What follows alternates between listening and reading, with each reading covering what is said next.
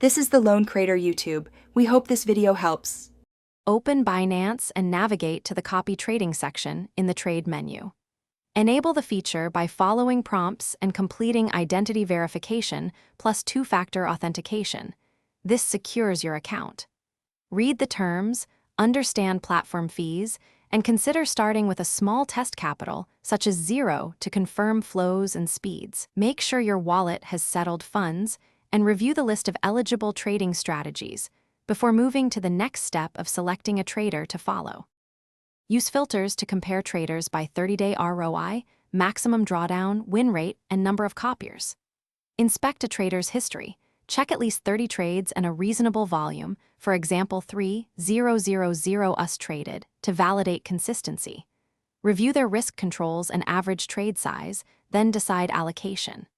Begin with a controlled amount such as 0, set a per trade allocation cap like 10%, and enable any available stop loss or maximum drawdown limits provided by Binance to protect capital.